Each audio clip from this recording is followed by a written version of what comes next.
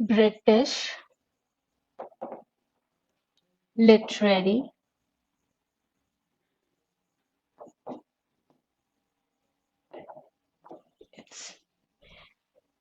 तो सबसे अर्लीस्ट कौन सा है? सबसे पुराना।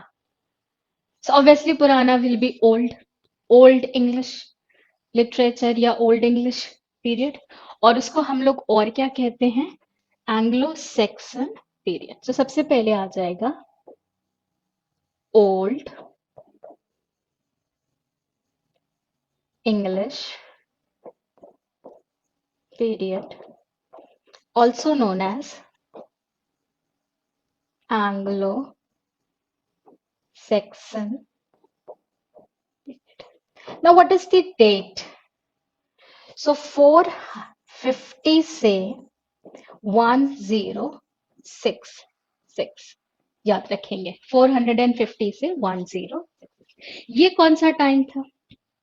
सो अर्लियर, बहुत एकदम आप शुरू में जाओगे तो रोमन्स वर देयर, फिर उस तरीके से जो वहां पे लैंड है उसका जो ओनरशिप है, खैर when we will discuss this Anglo Saxon period specifically तो पढ़ेंगे कि किस तरीके से ज्यूट्स वर देयर और सेक्शंस वर देयर, और उन्होंने अक्वायर करा था और उन्होंने डिस्ट्रीब्यूट किया था पूरे किंगडम को किस तरीके से, and what all changes came to the society.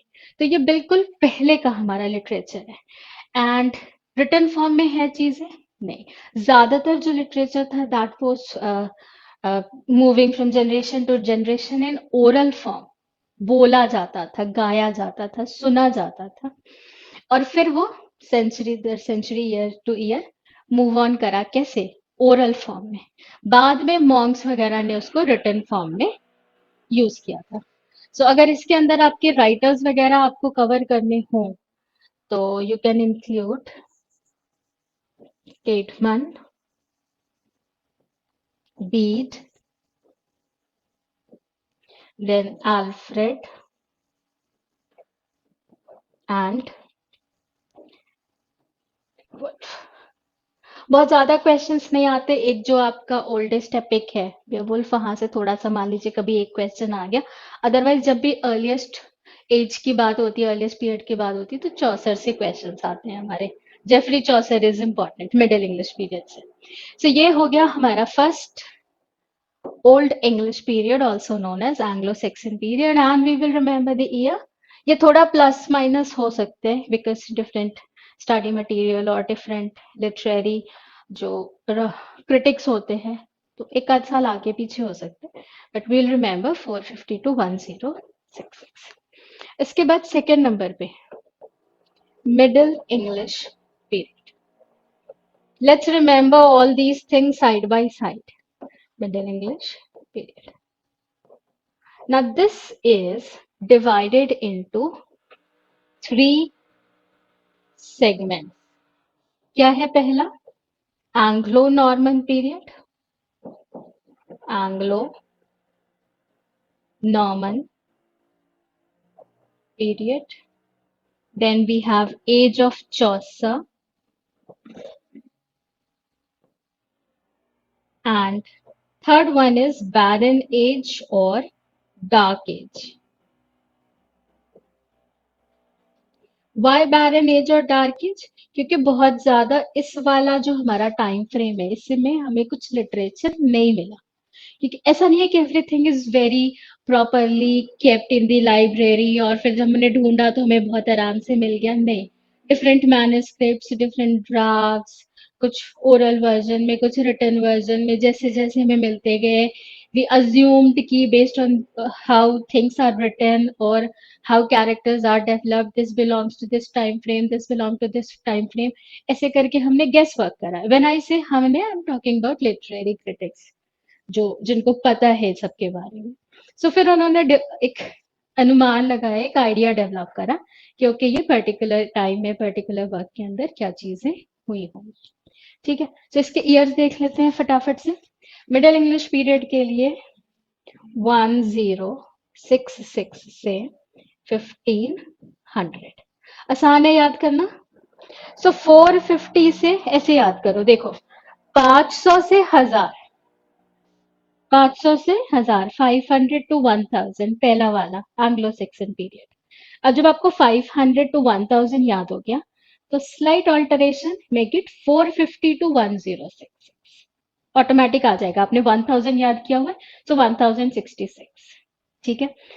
अब जो नेक्स्ट वाला है वो क्या है? 1000 to 1500। So 500 to 1000, 1000 to 1500. Now, first one is single thing, which is Old English period or Anglo-Saxon period. Second category includes three divisions, and the most important division is Age of Chaucer because it includes Geoffrey Chaucer. And Geoffrey Chaucer is like the only important writer in this complete time frame. वो और उनका Canterbury tales, no competition. अगर इस segment से question आ रहा है तो चौसर से क्वेश्चन आएगा ही आएगा। कोई लड़ाई नहीं, कोई कंपटीशन नहीं है ना। So 1066 to 1500. Now Anglo Norman period is 1066 to 1340. Then Chaucer 1340 to 1400. With his death, this particular period ends. और ये 1400 to 1500. Now why this is called barren age or dark age? अब देखो, इसको समझते हैं हम लोग। एक बार मैं आपके कमेंट्स चेक कर लूं if any of you are asking any question.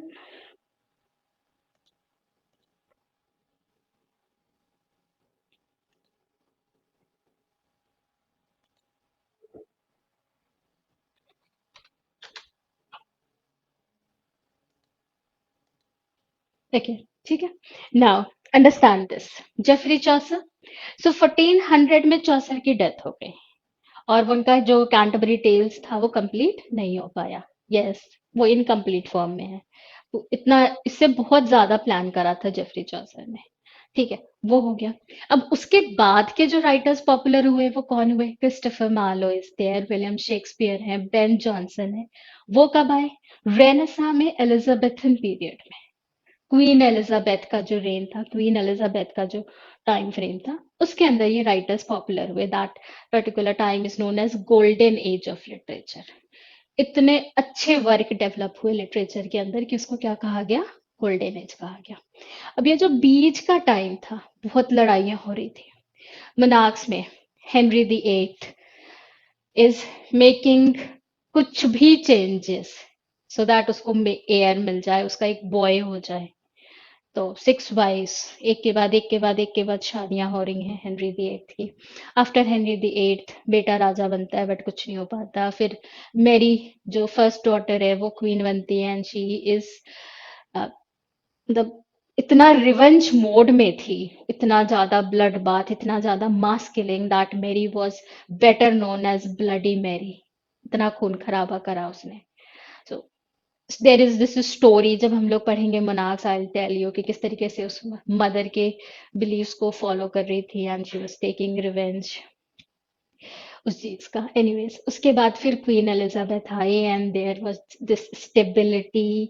जो हमारा फिनेंस है, जो कॉमर्स है, लिटरेचर है, and everything was growing, improving, better हो रहा था। एंड दैट्स वाई वो पूरे उस टाइम को क्या कहा गया? Renaissance, rebirth. दोबारा से चीजें अच्छी हुई हैं। राइट, तो वो गोल्डन एज कहा गया। एंड उसके अंदर Christopher Marlowe, yes he died very early but still बहुत अच्छे वर्क्स हैं मार्लो के। Then Ben Jonson is there, William Shakespeare obviously, comedies, tragedies, history, sonnets, long narrative poems, everything is there. दो monarchs में उनका वो टाइम फ्रेम फॉल करता है, Elizabethan age and James the first. तो वो उसके बीच में कुछ हुआ ही नहीं, कोई लिटरेचर ही नहीं हमारे पास। ऐसे लग रहा है जैसे सूखा पड़ गया लिटरेचर के अंदर। That's why this thing is known as barren age और डार्क एज। कुछ नहीं हो रहा था। ठीक, तो इसके अंदर के हमारे राइटर्स चाहो तो लिख सकते हो, हम लोग पढ़ेंगे डिटेल में। जॉन, देन विलियम लैंगलैंड,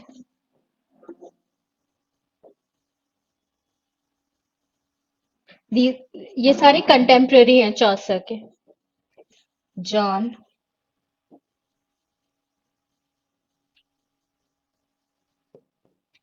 और फिर Dante, Petrarch, and Boccaccio, and obviously Chaucer, Geoffrey Chaucer. So Middle English period will focus on these writers. इसमें से William Langland is sort of important and Chaucer is very important. Must है, question आएगा ही आएगा. So Old English period, also known as Anglo-Saxon period, then Middle English period, which is divided into Anglo-Norman period, ज़्यादा कुछ नहीं हुआ. Then Age of Chaucer, बहुत कुछ हुआ.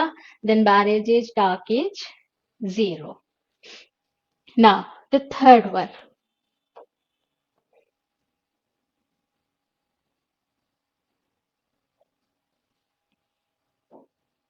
Third is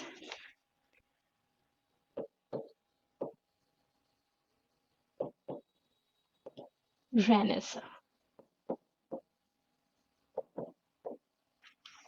Now this is divided into early Tudor period, Elizabethan age, Jacobean age, Caroline age, and Commonwealth period. So early Tudor period, then Elizabethan age, then Jacobean age, Caroline age, and Commonwealth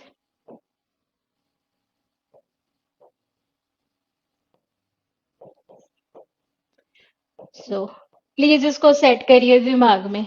important है, question आ सकता है. Let's set this बिल्कुल अच्छे से, एकदम पक्का पक्का. So how many divisions? See this is early Tudor period. This is something I have written here. मतलब अगर आप गूगल पे या नोट्स वगैरह में कवर करोगे तो यूजुअली वहां पे आपको ये चार मिलेंगे. कौन कौन से? Elizabethan, Jacobean, Caroline and Commonwealth. यही मिलेंगे आपको. बट यहाँ पे एक थोड़ा सा ना गैप सा हो जाता है, क्योंकि व्हाट इज हैपनिंग आफ्टर 1500. क्योंकि एलिजाबेथन जो स्टार्ट होगा वो 1558 से स्टार्ट होगा. 1558 से. सो ऑब्वियसली स्टूडेंट्स के दिमाग में थोड़ा सा ये क्वेश्चन.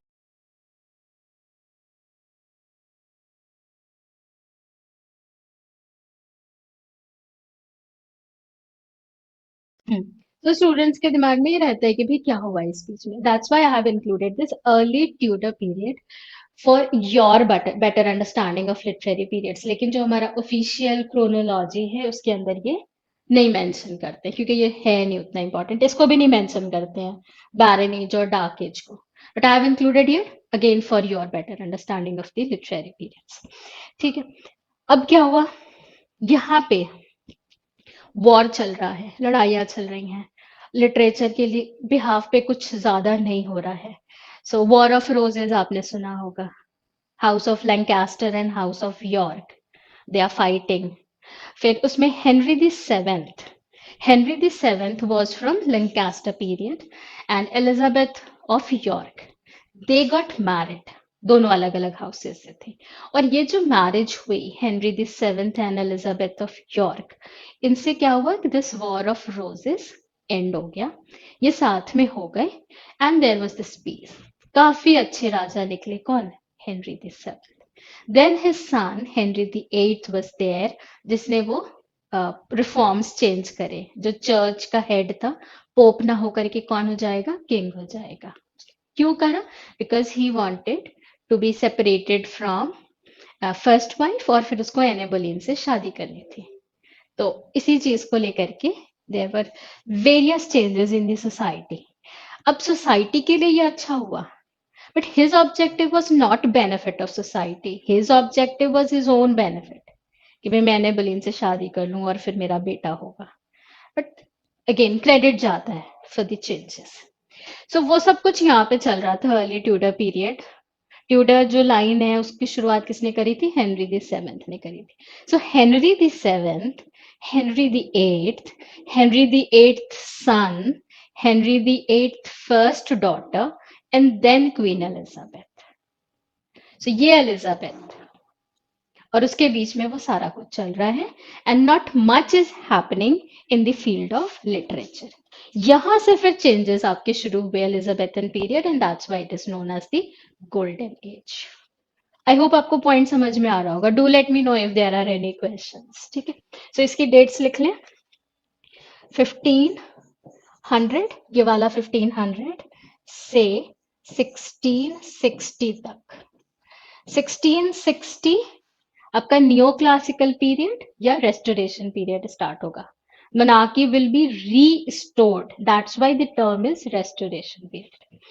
now 1500 to 1660 ये आपके divisions हैं। let's remember early Tudor period, Elizabethan, Jacobean, Caroline, Commonwealth period. now ये तो समझ में आ गया क्वीन एलिजाबेथ के ऊपर है। James the first was the monarch, then why Jacobean? आपके दिमाग में लग रहा होगा कि भाई जेम्स द फर्स्ट मोनार्क थे, तो यहाँ पे जैकोबियन क्यों लिखा है? This is his Latin name. Latin language के अंदर जेम्स द फर्स्ट का क्या नाम था? जेकब। सो वहां से Jacobian as. Same goes for monarch was Charles the first, और जो लैटिन नेम था उसके नाम पे क्या पड़ा? Caroline age. ये जो टाइम है commonwealth period is like absence of monarchy, कोई राजा नहीं था। Charles the first was executed, मार दिया गया था। और फिर चार्ल्स द सेकंड का जो बेटा था वो कब आया? 1660 में, चार्ल्स द सेकंड। सो ये जो 11 ईयर का पीरियड था, no monarchy, no king, no queen, nothing. आप कहोगे फिर कौन रूल कर रहा था? Lord Protector was there. Lord Protector कौन? Oliver Cromwell. सही, ओलिवर क्रॉमवेल इंपॉर्टेंट है, जो अगर नोट्स वगैरह बना रहे हो तो आप वहां पे लिख सकते हो। ओलिवर क्रॉमवेल का रूल था 10 years Oliver, 1 year his son was not very effective and people were also very bored। क्यों? क्योंकि लॉर्ड प्रोटेक्टर टाइटल था, but he was like Hitler की बिल्कुल। प्लेज नहीं देखने तुम्हें, गाने नहीं सुनने तुम्हें, तुम्हें पार्टीज नहीं करनी, तुम्हें यहाँ नहीं जाना, तुम्हें वहां नहीं जाना, तुम ये नहीं कर सकते, तुम वो नहीं कर सकते, and people were fed up. इससे पहले तो उन्होंने डांस, ड्रामा, ये सब खूब देखा। जेम्स द फर्स्ट उनके लिए बाइबल लेकर के आ गए इंग्लिश लैंग्वेज में, कि लो भाई तुम अपनी भाषा में पढ़ लो। अभी तक तो लैटिन में और हिब्रू में था बाइबल, तुम अब पढ़ लो इंग्लिश में। So they were very supportive. और ये lord protector, so called lord protector आए और उन्होंने इतने नियम लगा दिए, and people were not happy. कह रहे हैं भाई राजा वापस लाओ, हमें तो राजा ही वापस ला दो, हमें नहीं रहना लॉर्ड प्रोटेक्टर के अंदर। सो फिर क्या हुआ? चार्ल्स द फर्स्ट के बेटे चार्ल्स द सेकंड को दोबारा लाया गया और गद्दी पे बिठाया गया। वे तुम रूल करो, हम खुश हैं, हम राजा रानी के अंदर खुश हैं। So Commonwealth period, no monarchy. So early Tudor period 1500 to 1558, कुछ खास नहीं हुआ। देन 1558 से लेकर के 1603, Queen Elizabeth. Now, Queen Elizabeth never got married, so no husband, no child. और ये जो हमारा ट्यूडर लाइन यहाँ से शुरू हुआ, हेनरी द सेवेंथ से, ends here with the death of Queen Elizabeth. वो लाइन, वो जो ब्लड लाइन चल रहा था, एक परिवार के लोग राजा बन रहे थे, हो जाता है। स्कॉटलैंड से जेम्स द फर्स्ट को लाया जाता है। अब इससे पहले यहाँ पे कोई राजा नहीं बना जेम्स नाम से। So he was James the First of England. कहाँ से लाए? स्कॉटलैंड का राजा था, यहाँ पे ला करके हमने कहा कि भाई तुम इकट्ठे सारे दोनों जगह के राजा बन जाओ। सो जैकोबियन एज, फिर Charles the first. So Jacobian as कब से कब तक? 1603 से 1625। चार्ल्स द फर्स्ट 1625 से 1649, एंड 1649 से 1660। ये ईयर आपका इंपॉर्टेंट है, याद रखिएगा। पहली बार राजा को पब्लिकली एग्जीक्यूट किया गया, and also this is like the beginning of no monarchy. कब से कब तक? 1649 से 1660 तक। And in the year 1660, son of Charles the first, Charles the second, was restored, and again this monarchy line started with him. सो 1660 ये आपका Renaissance है। अच्छे से याद कर लीजिए।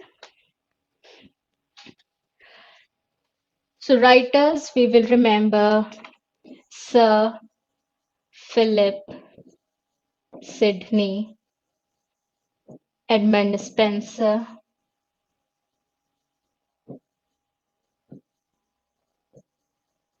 Christopher Marlowe,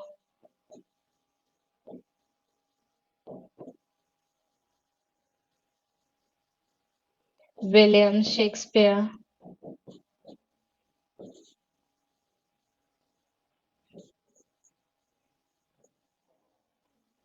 Ben Jonson,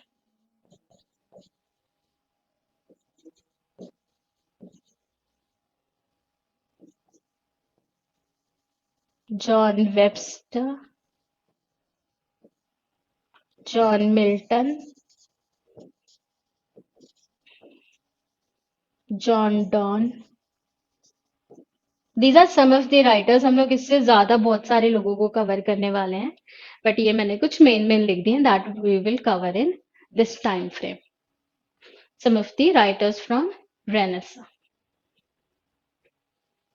So quick revision. Old English period, also known as Anglo-Saxon period. Then your Middle English period, Anglo-Norman period, Age of Chaucer, Dark Age. Then Renaissance. Early Tudor period, Elizabethan age, Jacobean age, Caroline age, and Commonwealth period. Now, next one. After this, fourth will be your neoclassical period. Neoclassical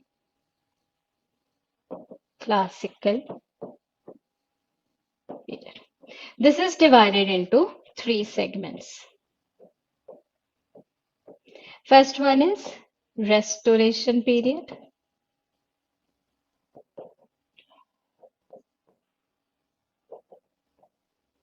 Then Augustan age.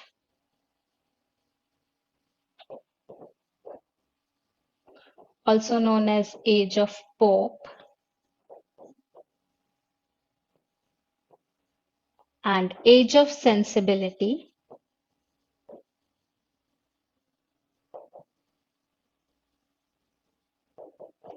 Also known as Age of Johnson. So as I was discussing the monarchy thing, Charles the First का execution हुआ, then 11 years no monarch, and then Charles the First के बेटे Charles the Second को दोबारा लाया गया, and he became the monarch of restoration period. So restoration of monarchy equal to restoration period. Now this complete thing is known as neoclassical period. Now, talking about these two areas, Augustan age or age of sensibility, uh, not many writers were popular. बहुत ज़्यादा work नहीं थे. So Alexander Pope and Samuel Johnson. ये लोग popular हुए, doctor Samuel Johnson. और इसके साथ ये जो एज है हमारा, नाम किसका पड़ गया? अलेक्जेंडर पोप एंड जॉनसन के बेसिस पे. So new classical period 1660 to 1798. So, restoration period 1660 to 1700, then 1700 to 1750, and 1750 to 1798. 1798 romantic period start हुआ था. सो ये था न्यू क्लासिकल पीरियड. कौन लोग थे इस समय? John Dryden. So John Dryden, if you're talking about literary criticism, so John Dryden is like the first important person. Also poet laureate, first poet laureate. So बहुत important है John Dryden. इनके सारे works important हैं, criticism के point of view से important है ना? John Milton is still there. So John Milton, Paradise Lost वाले John Milton, then Alexander Pope,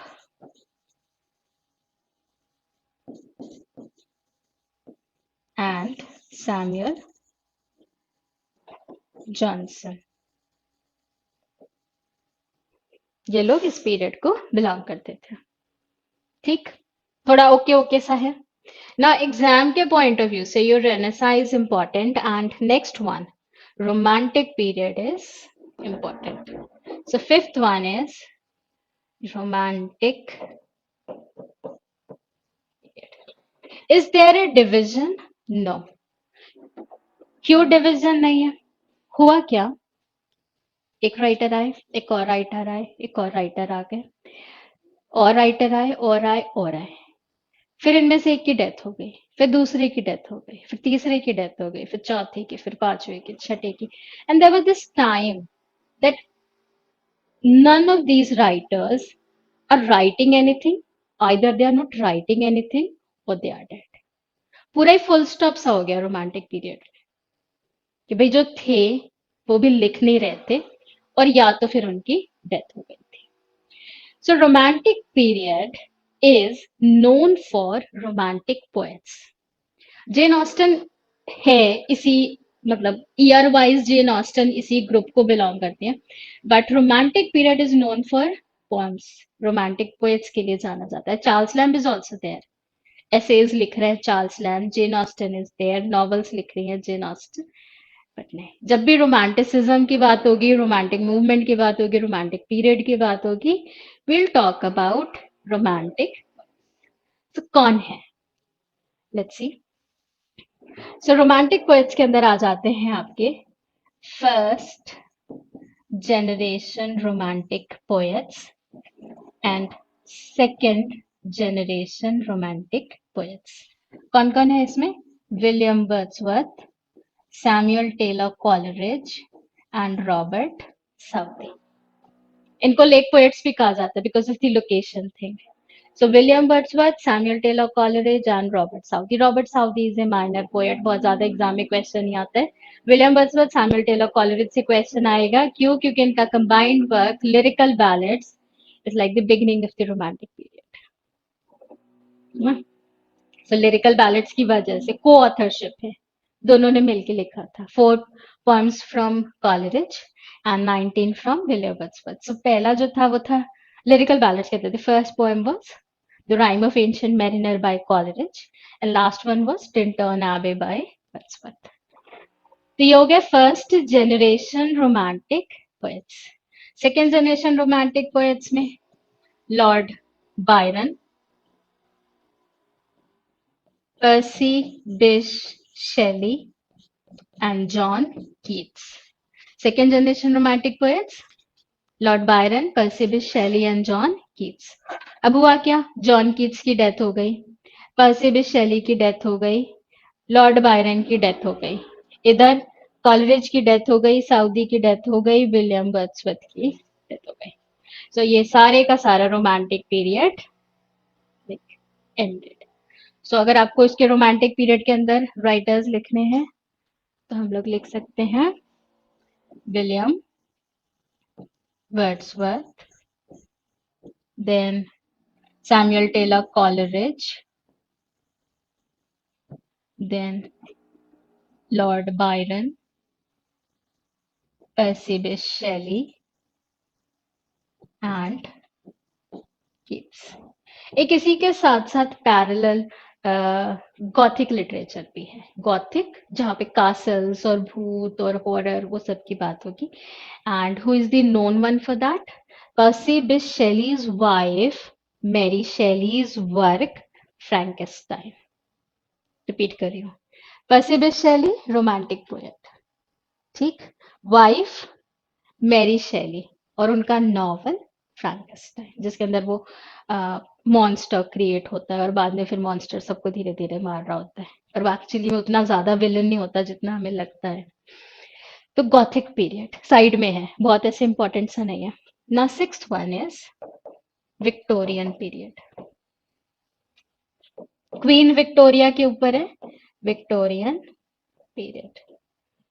Victorian period is divided into two categories. First one, pre-Raphaelites and aestheticism and decadence. So romantic period के लिए date लिख लीजिए 1798 से 1837. Now Victorian period. So poets are there and novelists are there. यहाँ पे आपके lamb और Jane Austen उनको भी पढ़ेंगे हम लोग. मैंने नाम नहीं लिखा है because I'm focusing on the romantic poets. But Charles Lamb is important. Essays of Elia. And Jane Austen is important. Sense and Sensibility, Pride and Prejudice, Mansfield Park, Emma, Persuasion, Northanger Abbey. Novels by Jane Austen. And every novel is a popular novel specially pride and prejudice her novel पे movies बनी हुई हैं कोई भी topic ढूंढ के देख लो एमा पे है मैंसफील्ड पार्क पे है नॉर्थैंगर एबे पे है सेंस एंड सेंसिबिलिटी पे है they are very popular movies so very popular novels and very popular movies Victorian period poets were there novelists were there so इसका क्या एज है 1837 से 1901 So 1848 से 1860 and 1880 से 1901. Who are the popular writers? Dickens, Charles Dickens के novels के नाम आपने सुने होंगे. His second novel, Oliver Twist. Eighth novel, David Copperfield. 12th novel, A Tale of Two Cities. So उन्होंने टोटल अगर नोवेला छोड़ दो क्रिसमस कैरल तो भी 15 नॉवेल्स आर देयर है ना पढ़ेंगे एक एक करके Charles Dickens then George Eliot she was a lady but उनको पता था कि भाई लेडी के नाम से नॉवल नहीं चलेगा मैरी एन इवांस तो जॉर्ज इलियट के नाम से लिखा उन्होंने देन ब्रॉन्टे सिस्टर्स एक एक नॉवल फेमस है Thomas Hardy Jude the Obscure Tess बहुत सारे वर्क पॉपुलर है देन एल्फ्रेड लॉर्ड टेनिसन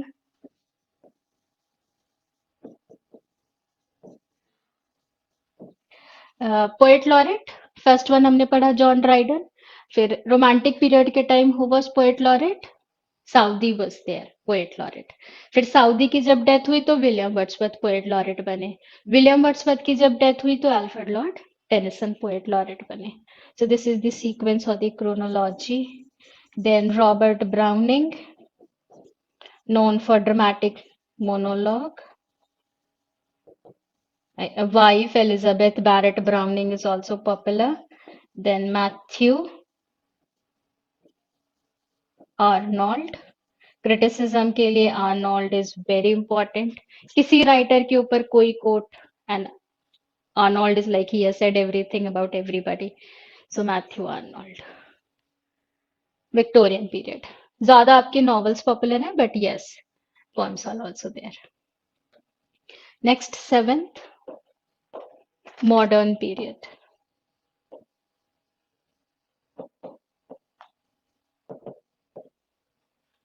ये कब से कब तक 1901 से 1939 and this one is divided into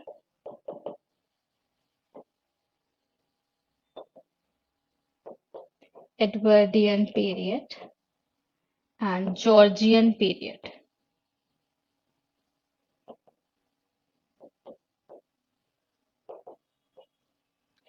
Edwardian period 1901 to 1910 and 1910 to 1936. The popular writers W.B. Yeats, T.S. Eliot, very popular writer. Then G.B. Shaw, George Bernard Shaw, and John Galsworthy, Nobel Prize winner. Very popular for his trilogy, The Forsyth Saga and some of his plays are also very realistic and very popular, like Silver Box, Justice, Strife, very popular plays. So John Galsworthy, Nobel Prize winner. So ये हो गया आपका modern period. And last one, postmodern period.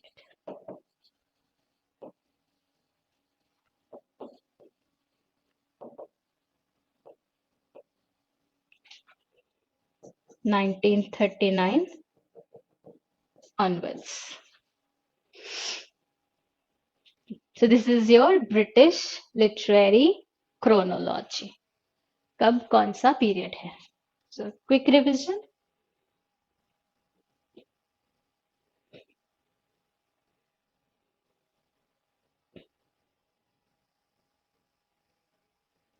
First one, Old English period, also known as Anglo-Saxon period. So how we will study these? देखिए, आपका ये अलग-अलग segment में हो गया. So जैसे मान लो पहला वाला period है. So I'll talk about this period in general, then talk about the writers and the important works. फिर वैसे ही next वाला आ जाएगा.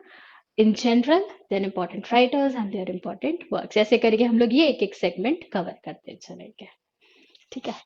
So इसके अंदर Anglo Norman period, age of Chaucer, barren age और डार्क एज. फिर आपका रेनेसा, जिसके अंदर early Tudor period, Elizabethan age, Jacobean age, Caroline age and commonwealth period. कौन से वाले में कोई राजा नहीं है? कॉमनवेल्थ में. विलियम शेक्सपियर किस में है? Elizabeth and Jacobean. John Milton किस में है? So, John Milton, Caroline age, commonwealth period, restoration period. ठीक. फिर ये Augustan age, also known as age of Pope, age of sensibility, also known as age of Johnson. फिर romantic period, जिसके अंदर आपके first generation romantic periods and first generation romantic poets and second generation romantic poets आते हैं. Keats की जब death हुई थी, he was only 25 years old. फिर विक्टोरियन पीरियड आया, जिसके अंदर आपके ये पॉपुलर राइटर्स हैं and divided into these two segments. फिर modern period and post-modern period. Now, I'll share